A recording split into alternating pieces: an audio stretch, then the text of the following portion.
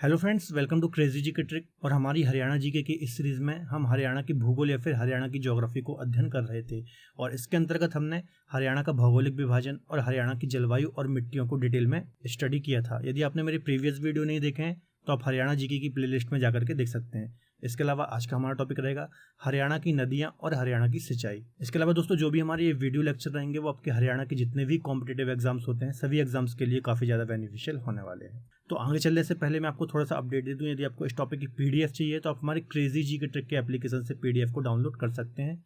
इसके अलावा वहाँ पर आपको डिफरेंट टाइप के कोर्सेज भी मिल जाएंगे, तो उन कोर्सेज को आप एप्लीकेशन से अवेल कर सकते हैं। तो आज का हमारा टॉपिक रहेगा हरियाणा में अपवाह तंत्र और सिंचाई या फिर ड्रेनेज सिस्टम और इरिगेशन। तो पहले हम इसकी पूरी थ्योरी डिस्कस करेंगे और थ्योरी के बाद लास्ट में एक हमारा महत्वपूर्ण एमसीक्यूज का सेक्शन रहेगा। तो चलिए स्टार्ट करते हैं आज का टॉपिक।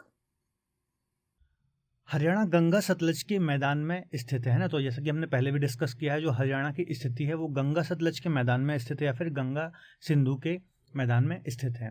हरियाणा की नदियों का जिक्र ऋग्वेद व वामन पुराण में देखने को मिलता है। तो ये कभी एग्जाम में पूछ सकते हैं आपके जो भी हरियाणा के एग्जाम होते हैं कि हरियाणा की जो नदियों का जिक्र है वो किस वेद में किया गया है, किस पुराण में किया गया है। तो ये आपको याद रखना है, ऋग्वेद में किया गया है और वामन पुराण में भी हरियाणा की नदियों का जिक्र देखने को मिलता है।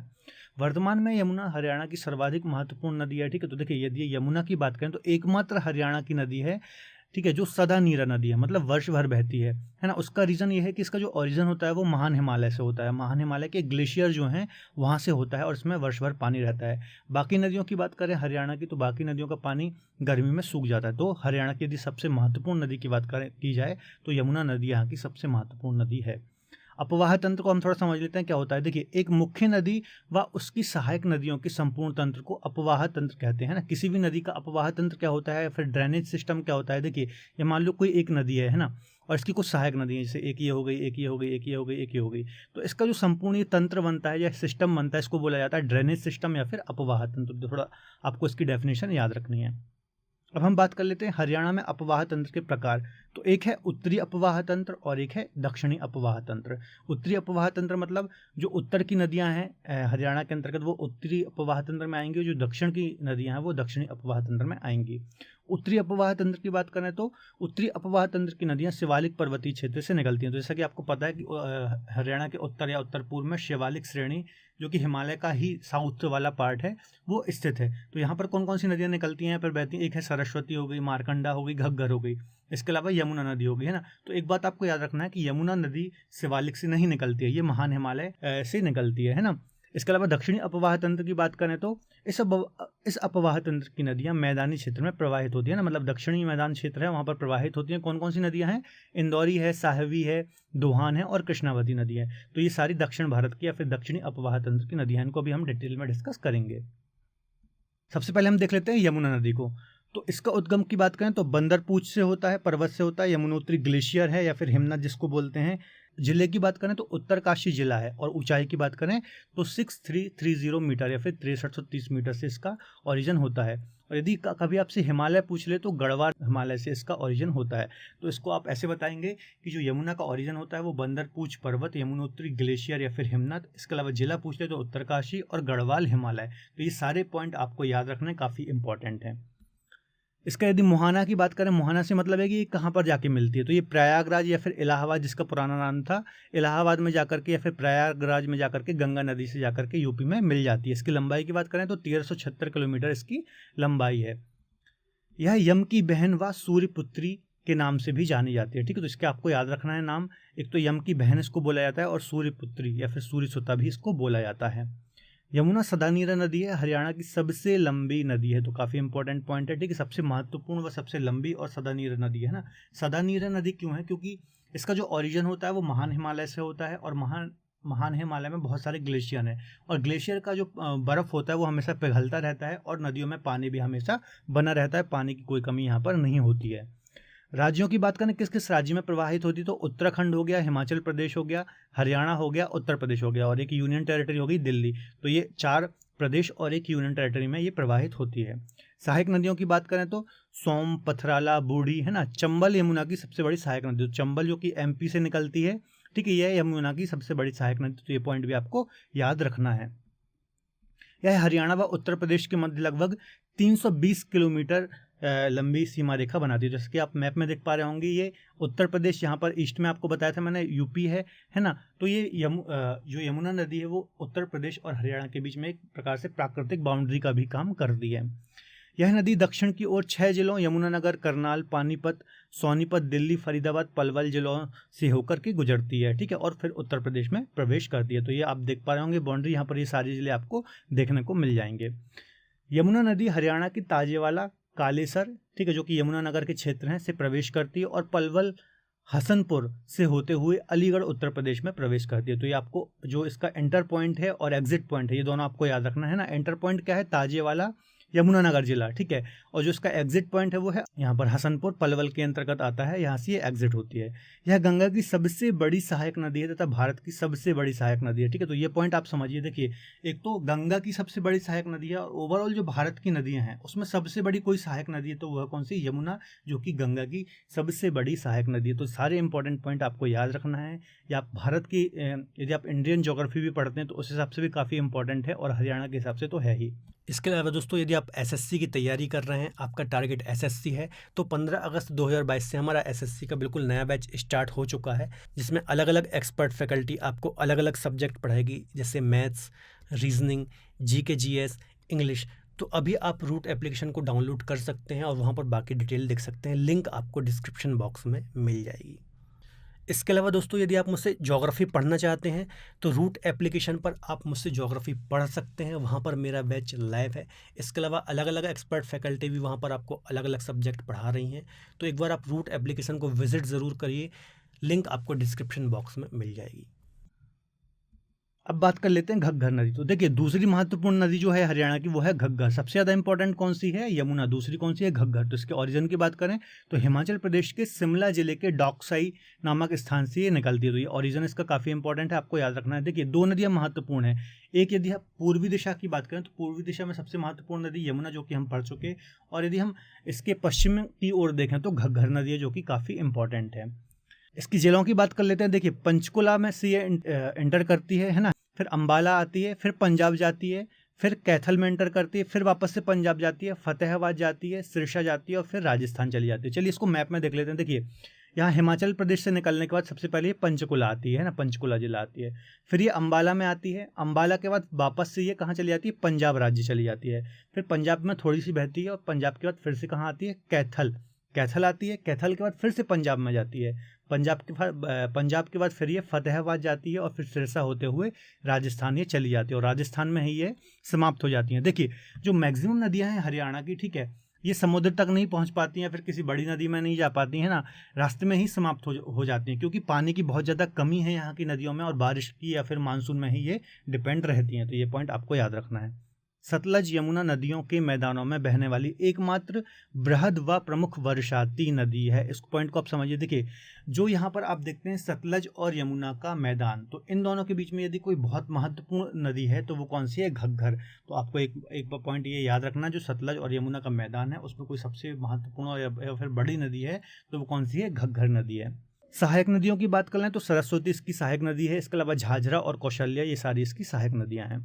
हरियाणा में यह 292 किलोमीटर बहने के बाद राजस्थान में प्रवेश करती है। राजस्थान में इसे हाकड़ा के नाम से जाना जाता है, ठीक है, राजस्थान में इसे क्या बोला जाता है? हाकड़ा, घग्गर के नाम से भी जाना जाता है। तो ये भी काफ़ी इंपॉर्टेंट है, आपको याद रखना है। अगली है सरस्वती नदी, ठीक है। तो सरस्वती नदी की बात कर लेते हैं। यह नदी हिमाचल प्रदेश के सिरमौर जिले के शिवालिक की पहाड़ियों से निकलती है, ठीक है। तो इसका ओरिजिन कहाँ से होता है? हिमाचल प्रदेश के सिरमौर जिले के शिवालिक की पहाड़ियों से, ठीक है। महाभारत में बताया गया है नरकातरी अनरक तीर्थ इसी के किनारे स्थित है, ठीक है। तो ये किसके किनारे स्थित है? इसी नदी के किनारे स्थित है। यह नदी यमुनानगर जिले के आदिबद्री नामक स्थान से राज्य में प्रवेश करती है और आगे कुरुक्षेत्र, कैथल, पंजाब के पटियाला में घग्गर से जाकर के मिल जाती है। तो चलिए इसको थोड़ा मैप में देख लेते हैं। देखिए, यहाँ से यमुनानगर से ये एंटर कर रही है, इसके अलावा फिर कहाँ जाती है? कुरुक्षेत्र में जाती है, कुरुक्षेत्र के बाद कैथल और कैथल के बाद पंजाब के पटियाला में जाकर किससे मिलती है? घग्गर से ये मिल जाती है। इसकी यदि हम सहायक नदियों की बात करें तो मारकंडा सबसे प्रमुख सहायक नदी है। इसके अलावा छुयंग इसकी सहायक नदियां हैं। इस नदी के किनारे कुरुक्षेत्र में महर्षि वेदव्यास ने महाभारत की रचना की थी। तो काफ़ी इंपॉर्टेंट पॉइंट है, काफ़ी ऐतिहासिक और प्राचीन नदी है जो सरस्वती नदी है, ठीक है। तो ये पॉइंट आपको याद रखना है। जो कुरुक्षेत्र शहर है या फिर नगर है, यहाँ पर ही जो वेद व्यास हैं इन्होंने महाभारत की रचना की थी। यह वैदिक काल की महत्वपूर्ण व पवित्र नदी है। यह ऐतिहासिक 12मासी नदी है। इसे नदी तमा या फिर माते तमा के नाम से भी जाना जाता है। वर्तमान में इसका अस्तित्व नहीं है, ठीक है। तो इसके बारे में थोड़ा समझिए। देखिए, यह वैदिक व सबसे प्राचीन नदी है, ठीक है। सबसे कोई यदि प्राचीन और महत्वपूर्ण नदी है तो वो कौन सी है? सरस्वती ही है, जिसका ऋग्वेद में भी हमें जिक्र देखने को मिलता है। इसके अलावा जब ये ऐतिहासिक 12मासी नदी से मतलब ये है कि प्राचीन काल में ये 12मासी थी, मतलब हमेशा ये बहती थी, ठीक है।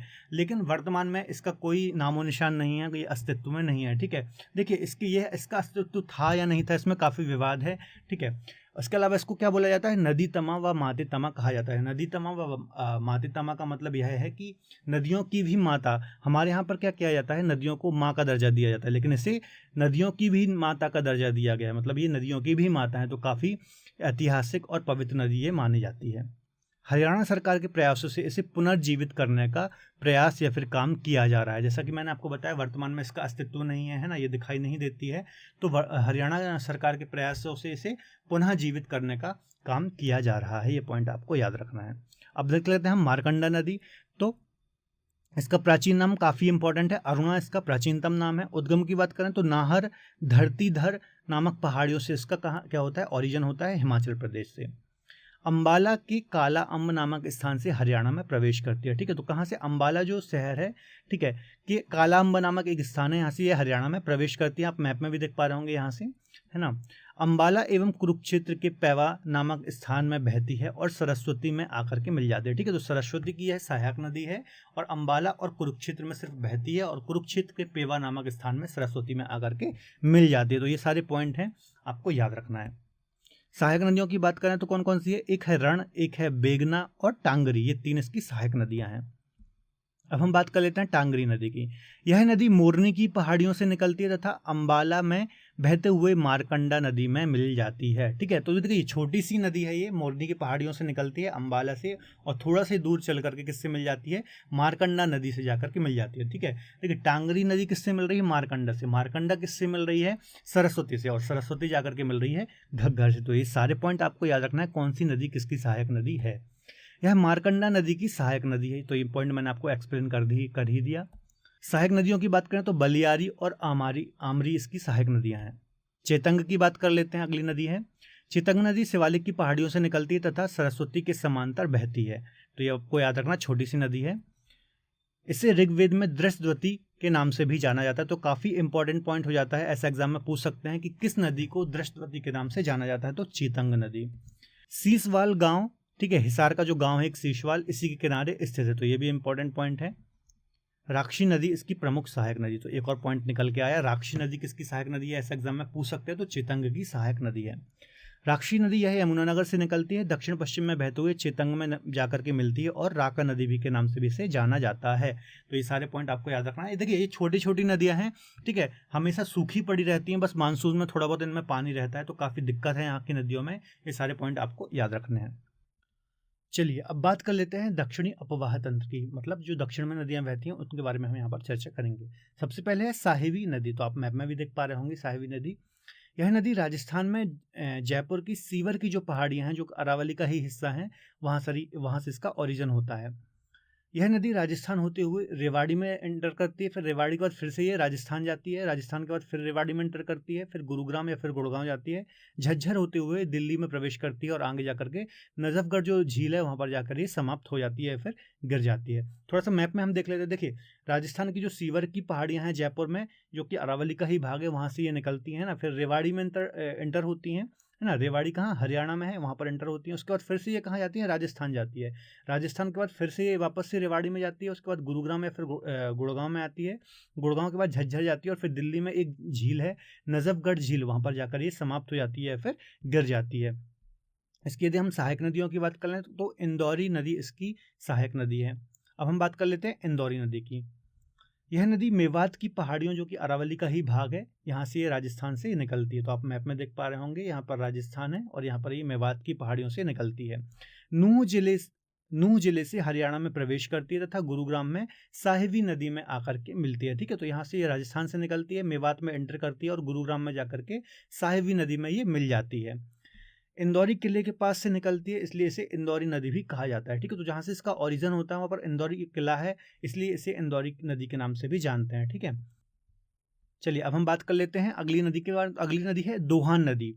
दोहान नदी जयपुर की पहाड़ियों से निकलती है, तो आप देख पा रहे होंगे ये भी वहीं अरावली के आसपास से, राजस्थान से इसका ओरिजिन हो रहा है। ठीक है, जयपुर की पहाड़ियों से निकलती है। उसके बाद ये कहाँ आती है? महेंद्रगढ़ में एंटर करती है।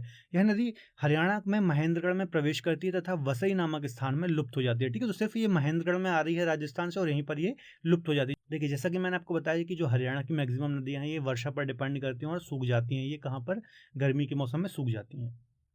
यह नदी राजस्थान में 29 किलोमीटर तथा हरियाणा में 50 किलोमीटर की दूरी तक ये प्रवाहित होती है।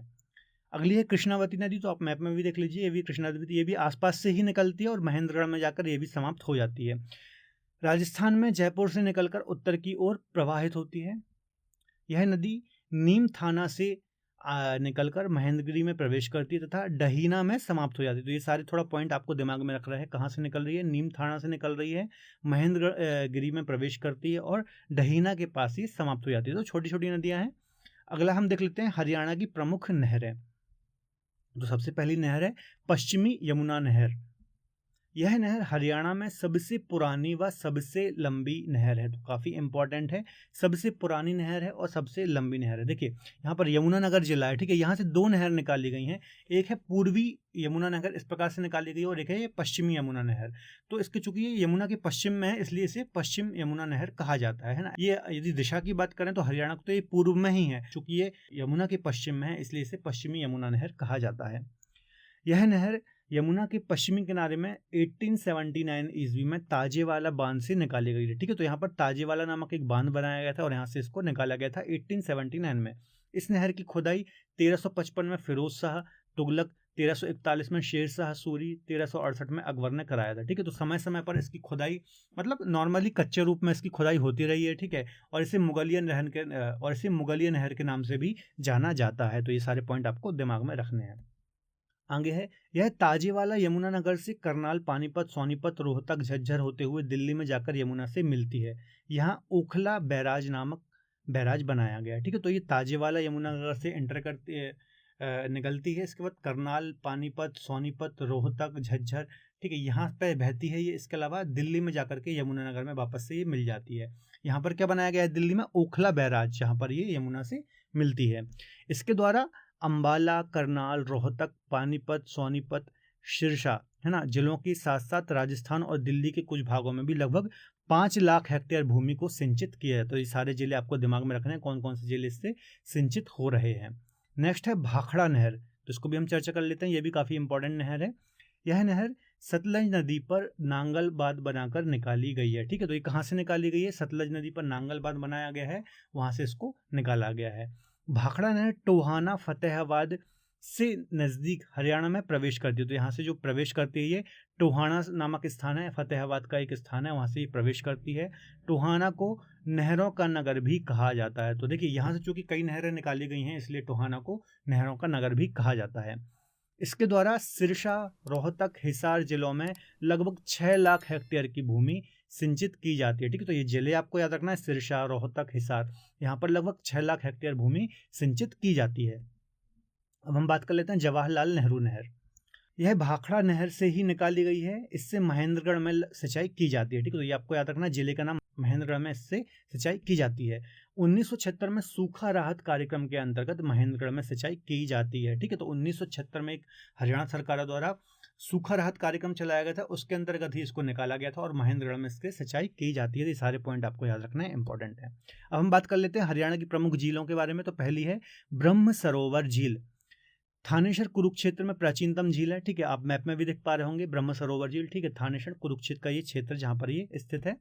अलबरूनी ने अपनी पुस्तक किताब उल हिंद में ब्रह्म सरोवर का वर्णन किया है। ठीक है, तो अलबरूनी एक राइटर थे। ठीक है, तो इन्होंने अपनी इनकी जो बुक है किताब उल हिंद, उसमें इन्होंने इसका वर्णन किया। तो काफ़ी प्राचीन व पुरानी ये झील है। ब्रह्म सरोवर के ऊपर भगवान ब्रह्मा ने पृथ्वी की कल्पना की थी, तो ये एक फैक्ट है, हैं? ठीक है, आपको याद रखना, जो ये झील है इसके ऊपर जो भगवान ब्रह्मा है इन्होंने पृथ्वी की कल्पना की थी, तो कभी एग्जाम में पूछ सकता है, आपको याद रखना है। अगली हम देखते हैं सुल्तानपुर झील, तो मैप में आप देख लीजिए, यहाँ पर सुल्तानपुर झील है, फर्रुखनगर खंड में यह स्थित है। यहाँ प्रवासी पक्षी या फिर जिसे हम साइबेरियन सारस भी कहते हैं, यहाँ पर ये पहुँचते हैं और इन्हें देखने के लिए दूर दूर से सैलानी यहाँ पर आते हैं, और ख़ासतौर पर विदेशी पर्यटकों का भी आना यहाँ पर होता है, तो ये आपको याद रखना काफ़ी इंपॉर्टेंट है, सुल्तानपुर झील। अगली है बड़खल झील, तो मैप में आप देख लीजिए, ये बड़खल झील है यहाँ पर फरीदाबाद के पश्चिम में अरावली पर्वतमाला के किनारे पर यह झील स्थित है, आपको ये याद रखना है स्थान फरीदाबाद। वर्ष 1947 में इस झील का निर्माण सिंचाई परियोजना के लिए किया गया था, तो ये भी काफ़ी इंपॉर्टेंट है, इसका मकसद क्या था, 1947 में सिंचाई परियोजना के लिए इसका निर्माण किया गया था, ठीक है, तो ये आपको याद रखना काफ़ी इंपॉर्टेंट है। अगला पॉइंट है, यह दिल्ली मथुरा राष्ट्रीय राजमार्ग से 3 किलोमीटर दूर है, ठीक है, तो ये आपको याद रखना, सिर्फ जो दिल्ली मथुरा राष्ट्रीय राजमार्ग है उससे सिर्फ 3 किलोमीटर दूरी पर यह स्थित है। अगली है खलीलपुर झील, मेवात की नूह तहसील के उत्तर पूर्व में यह स्थित है। यह वर्षा ऋतु में जल संग्रहण करती है तथा ग्रीष्म ऋतु में सूख जाती है।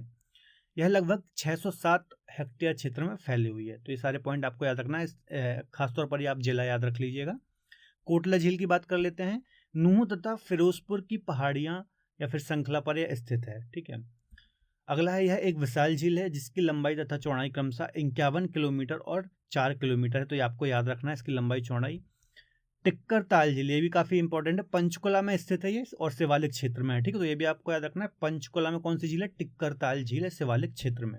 सन्निहित सरोवर झील कुरुक्षेत्र में स्थित है, क्षेत्र याद रखना है। छोटी छोटी 7 नदियां यहाँ पर आके गिरती हैं या फिर यहाँ पर आके मिलती हैं, इसे भगवान विष्णु व लक्ष्मी का स्थायी निवास स्थान भी माना जाता है, तो ये तीनों पॉइंट काफी इंपॉर्टेंट है, इसकी जगह, ठीक है। इसके अलावा यहाँ पर छोटी छोटी 7 नदियां आकर के मिलती हैं या फिर गिरती हैं, इसके अलावा यह भगवान विष्णु व लक्ष्मी का स्थायी निवास माना जाता है, आपको याद रखना है।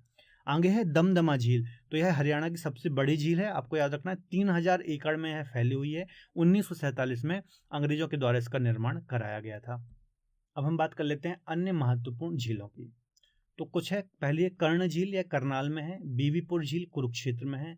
ब्लू वर्ड झील ये कहाँ पर है, हिसार में है। चंदेली झील नूह मेवात में है। भिंडावास झील झज्जर में है। उजीना झील नूह मेवात में है। और सुखना झील कहाँ पर है, चंडीगढ़ में। तो ये सारी झीलें आपको याद रखना है, एग्जाम में पूछ ली जाती हैं।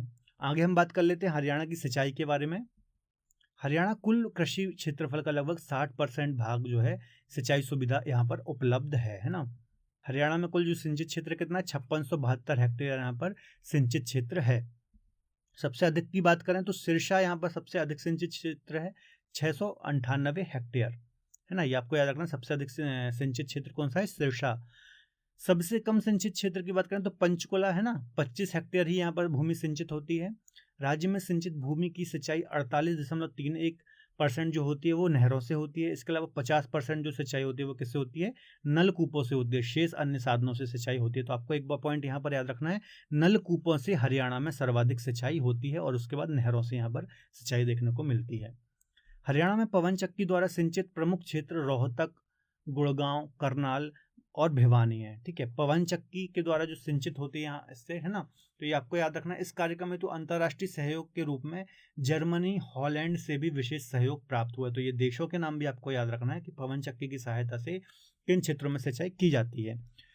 सतलज यमुना लिंक नहर परियोजना हरियाणा और पंजाब की एक संयुक्त परियोजना है। इसकी कुल लंबाई कितनी है, 212 किलोमीटर, जिसमें हरियाणा में 91 और पंजाब में 121 किलोमीटर विस्तारित है। तो आपको याद रखना है, जो सतलज यमुना लिंक नहर परियोजना है हरियाणा और पंजाब की एक संयुक्त परियोजना है, ठीक है। इसकी लंबाई कितने, टोटल 212 किलोमीटर है। हरियाणा में टोटल 91 है और पंजाब में 121 किलोमीटर इसकी लंबाई है। तो ये सारे फैक्ट आपको याद रखने हैं। चलिए अब महत्वपूर्ण क्वेश्चन हम डिस्कस कर लेते हैं। पहला है, निम्न में से कौन सी एक नदी हरियाणा की नहीं है, तो कौन सी, घग्गर भी है ना। ताप्ती नदी नहीं है, ताप्ती नदी ये मध्य प्रदेश में बहती है। ये सारी नदियां बाकी कहाँ की हैं, यहीं की हैं। अगला है, टांगरी नदी का उद्गम कहाँ से होता है, तो टांगरी नदी के उद्गम की बात करें तो मोरनी की पहाड़ियों, डी इसका आंसर हो जाएगा, मोरनी की पहाड़ियों से इसका उद्गम होता है। यमुना नदी किसकी सबसे बड़ी सहायक नदी है, तो सबसे बड़ी गंगा की सहायक नदी है, ये मैंने आपको बताया था, काफी इंपॉर्टेंट है, आपको याद रखना है। नेक्स्ट है, हरियाणा राज्य की सर्वाधिक महत्वपूर्ण नदी कौन सी है? तो सर्वाधिक महत्वपूर्ण की बात करें तो यमुना नदी जो है यहाँ की सबसे महत्वपूर्ण नदी है, क्योंकि ये सदा नीरा नदी है, वर्ष भर इसमें पानी रहता है, ठीक है, इसलिए ये सबसे महत्वपूर्ण नदी है। फरीदाबाद जिले में बहने वाली प्रमुख नदी कौन सी है? तो फरीदाबाद जिले की यदि हम बात करें तो यमुना नदी ही हो जाएगा इसका आंसर, सी यमुना नदी फरीदाबाद जिले की प्रमुख नदी है। सदा नीरा नदी कौन सी है? तो सदा नीरा नदियों की बात करें तो इसमें भी हो जाएगा आंसर डी, यमुना नदी सदा नीरा नदी है। हिमाचल प्रदेश में डॉक्साई से किस नदी का उद्गम होता है? तो इसका आंसर हो जाएगा ए, घग्गर, है ना। डॉक्साई से किसका उद्गम होता है? घग्गर से होता है, ये हमने डिस्कस किया था। हरियाणा राज्य के दक्षिणी क्षेत्र में प्रवाहित होने वाली नदियां कौन कौन सी हैं? दो, तो इसका आंसर हो जाएगा सी, 8th का सी हो जाएगा, साहवी और इंदौरी है। ये जो दो नदियां हैं ये दक्षिण भारत की है, बाकी जितने भी नदियां हैं ये सारी क्या हैं? उत्तर भारत की नदियां हैं। निम्न में से कौन सी नदी नजफगढ़ झील में गिरती है? तो नजफगढ़ झील में कौन सी गिरती है? साहवी नदी, मैंने आपको बताया था नजफगढ़ झील में जाकर के गिरती है, दक्षिण भारत की नदी है। निम्न में से कौन सी नदी हरियाणा की प्रमुख नदी नहीं है? है ना, प्रमुख नदी नहीं है तो यमुना भी है, मारकंडा भी है और घग्गर भी है। सतलज नदी यहाँ पर नहीं बहती, यहाँ की नदी नहीं है, तो डी आंसर हो जाएगा। हरियाणा किन दो नदियों के मध्य स्थित है? तो घग्गर और यमुना, है ना, दो प्रमुख नदी है, मैंने आपको बताया था, एक पूर्वी छोर पर है और एक पश्चिमी छोर पर है, तो ये काफी दोनों नदियां हैं, इंपॉर्टेंट क्वेश्चन है। मारकंडा नदी की महत्वपूर्ण उपनदी कौन सी है? तो टांगरी इसकी सबसे प्रमुख सहायक नदी है, ये हमने बताया था या डिस्कस किया था। इनमें से कौन सी नदी का उद्गम गढ़वाल हिमालय से होता है? तो ये भी मैंने आपको बताया था, यमुना नदी का बंदरकूच के पर्वत से होता है, या फिर गढ़वाल हिमालय से इसका ओरिजिन होता है, उत्तरकाशी जिला। हरियाणा राज्य में विविध प्रवासी पक्षियों के दर्शन हेतु निम्न में से कौन सी झील प्रसिद्ध है? तो इसका आंसर हो जाएगा सी, सुल्तानपुर झील प्रसिद्ध है, मैंने बताया था, काफी विदेशी पर्यटक भी यहाँ पर आते हैं। फरीदाबाद के पास बड़खल झील किस पर्वतमाला के किनारे स्थित है? ठीक है, बड़खल झील कहाँ पर है? तो ये मैंने आपको बताया था, ए, अरावली आंसर हो जाएगा इसका, अरावली पर्वतमाला में स्थित है। भाखड़ा नहर किस नगर की नजदीक से हरियाणा में प्रवेश करती है? तो भाखड़ा नहर की बात करें तो टोहाना नामक स्थान है, ठीक है, मैंने आपको बताया टोहाना से ये हरियाणा में प्रवेश करती है। पश्चिमी यमुना नहर द्वारा हरियाणा की किस जिले में सिंचाई की जाती है? पश्चिमी यमुना नहर इन सभी में की जाती है, रोहतक में की जाती है, सोनीपत में की जाती है और करनाल में की जाती है, तो डी इसका आंसर हो जाएगा। हरियाणा की प्रसिद्ध बड़खल झील का निर्माण कब किया गया था? तो 18 का आंसर हो जाएगा 1947, डी आंसर हो जाएगा इसका। 1947 में सिंचाई के लिए इसका जो बनाई गई थी, सिंचाई के लिए बनाई गई थी। भारत की सबसे लंबी सहायक नदी कौन सी है? तो यमुना नदी जो है ये भारत की सबसे लंबी सहायक नदी है और हरियाणा की सबसे प्रमुख व बड़ी नदी भी है। इनमें से कौन सी नदी हरियाणा की ऐतिहासिक नदी है? तो इसमें आंसर हो जाएगा, ऐतिहासिक की बात करें तो सरस्वती नदी सबसे ऐतिहासिक नदी व प्राचीन नदी है और काफी महत्व है इसका, वर्तमान में इसका अस्तित्व नहीं बचा है। किस नदी का प्राचीन नाम अरुणा है? तो इसका नाम हो जाएगा मारकंडा, 21 का डी आंसर हो जाएगा, मारकंडा, है ना, आपको याद रखना, मैंने बताया था। किस झील में प्रवासी पक्षी आते हैं? तो इसका आंसर हो जाएगा ए, सुल्तानपुर झील, है ना, प्रवासी पक्षी आते हैं, ये मैंने आपको बताया था। टिक्कर ताल झील कहाँ पर है? टिक्कर ताल झील कहाँ पर? पंचकुला में है। हरियाणा में सर्वाधिक सिंचाई वाला किससे होती है? तो नलकूपों से सबसे ज़्यादा सिंचाई होती है, उसके बाद सेकंड नहरों से यहाँ पर सिंचाई होती है। यदि दोस्तों आपको आज का वीडियो लेक्चर पसंद आए तो प्लीज़ वीडियो को लाइक करें, इसके अलावा अपने दोस्तों के साथ शेयर जरूर करें। मिलते हैं अगले बेहतर लेक्चर में, तब तक अपना ख्याल रखें और पढ़ते रहें। धन्यवाद।